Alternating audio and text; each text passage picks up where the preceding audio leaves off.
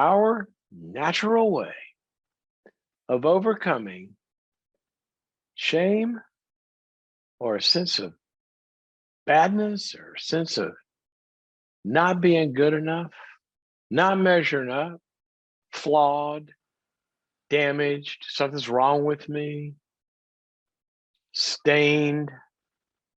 So many different words we use, but we all know the experience, don't we? I want you to tune in right now for a second to your heart, to your gut. And you can remember the last time that you just didn't feel good enough in some way. You felt less than, you felt dirty, you felt like you had failed, you felt flawed, you felt like I'll never be good enough. Or just some way, some sense of badness. All right. So, in touch with that feeling, or you can remember when it was a feeling you had a lot, hopefully not so much anymore. Excuse me, I have a scratchy eye. What did you do to get over that feeling? Probably at some point. I mean, I'm going to say at some point, everybody, maybe not every time you ever had it. But you know what you tried to do when you felt like you were not good enough? You tried to make that feeling go away by being good enough, by being better, by doing more, achieving more, trying harder, pleasing somebody so they finally feel like I'm good enough. In other words, this feeling of badness, the natural impulse and the natural strategy is to overcome badness by trying to be good. Here's the problem. It just doesn't work. How many times do you know people that are walking around with a sense of never measuring up, never feeling good enough, and they achieve more and they achieve more and they achieve more, and they're driven to perfection to keep getting ahead of that feeling and feeling more and more and more. And if they fail a little, they feel bad. If it's not perfect, they feel bad, but they keep going and keep going and keep going and keep going and keep going and keep going. And it doesn't ever matter how much money they make, how many trophies they win, how many sexual experiences they have, how many people that like them and cheer them in crowds if they're, performers of some, more and more and more, the right cars, the right this, the right that, the right achievement, the right medal at work, whatever. But it never is, does it? Because you can never be good enough to not be not good enough. It's a treadmill. It's a treadmill. It never works. I used to work with a lot when I did inpatient work and outpatient, but oh my gosh, especially because it gets significantly severe sometimes with a lot of eating disorders. Young women with bulimia or anorexia, but a lot of bulimia in this performance issue. And they just have to have the perfect body or the perfect weight. And just trying to perform and perform and perform and perform. And it never could be good enough. Or parents trying to live that out through their kids to make their kids have to be this and have to be that and have to be that. It's never good enough. So what doesn't work? What doesn't work with a sense of shame? What doesn't work with a sense of not being good enough?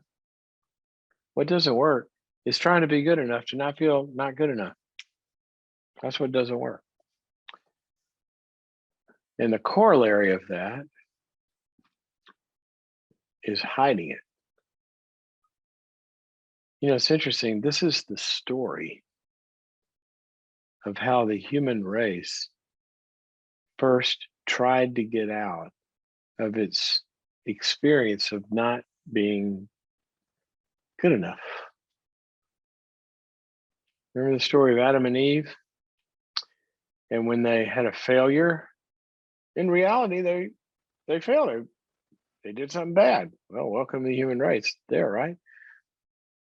No, that's a race. They did something bad, and they knew it. They felt it. God said, I don't even want you to get into this world where you know the difference between good and bad, because you will never win that battle, ever.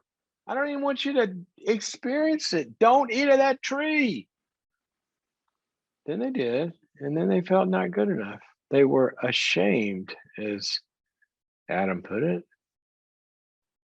And so what did they do? They covered themselves with fig leaves. See, if I can hide my zits, if I can hide my fears, if I can hide my imperfections, if I can hide some of the trauma that I have, if I can hide my inadequacies, if I can hide my failures, if I can cover them up so you don't see them, then I have a chance of making you possibly think I don't have them and I'm good enough. So I'm going to hide them and start that performance trail. Never works. The hiding, the bad, and performing in order to not feel bad, it's not going to work. Promise you. But here's the good news. Here's the good news. The good news is there is an answer. Because we want to feel the opposite of bad, right? That's what we're after, that bad feeling. We want to feel the opposite of that. But we wrongly think the opposite of bad is good. It's not. All that is the other side. You just flip the coin. It's the same coin. The opposite of bad isn't good. The opposite of bad is loved. That's what takes the sting out of it. And once you are loved, the question of good or bad goes away. If you're loved, you don't go, well, am I good enough? Well, looks like it. You're loved. See, think about that. All the good enough, all the good enough, all the good enough. That's so I can be accepted. Well, if I'm accepted, then am I good enough? How? Well, what?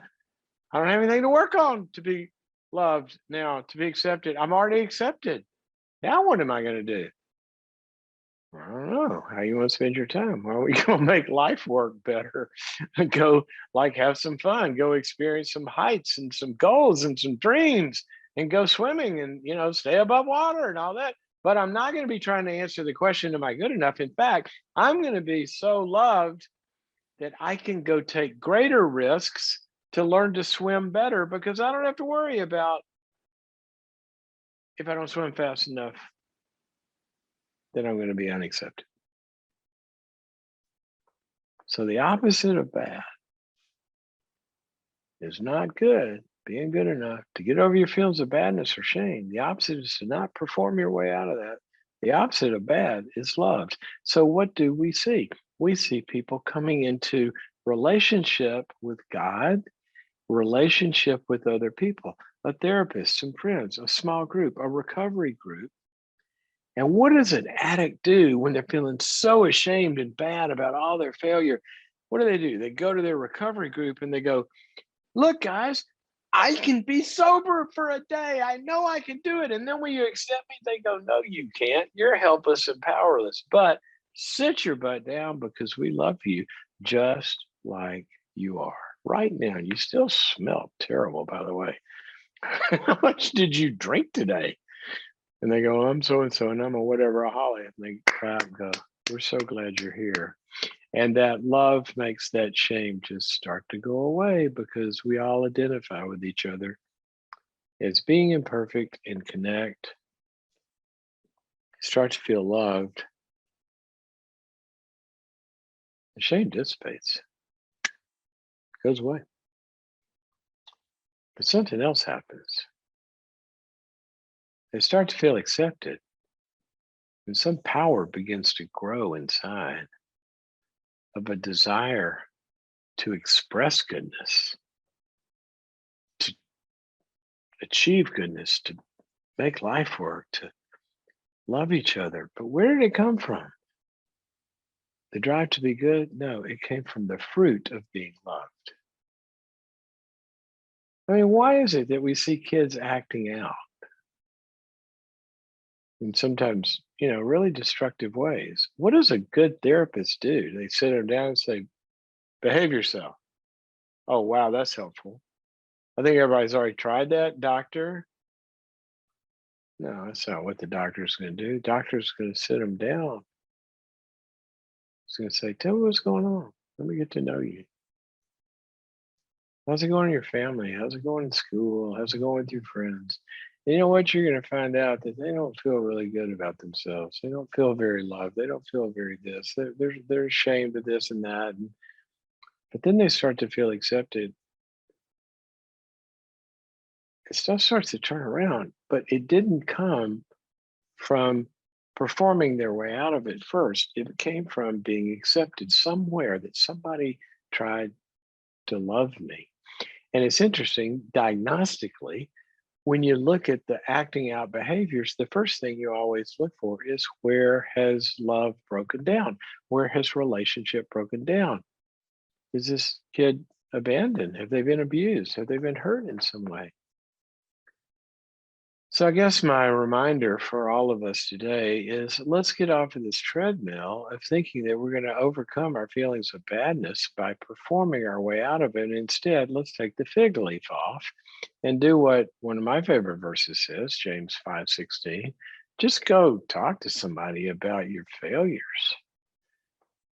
It says confess, which means agree that this is true. Confess to your faults to one another. What? Not hide them? What? Not try to achieve over? No, no, don't hide them. Don't try to achieve your way out of them. Confess them to somebody that loves you. And then it says, confess these faults. Why? So that you may be healed. Love. That's the opposite of bad. So I hope you have a place where you land where you can take the makeup off, let the wrinkles shine, be real. You'll find the teeth of that shame has nowhere to go. Nowhere. Nowhere to go. Because the teeth have been loved right out of you.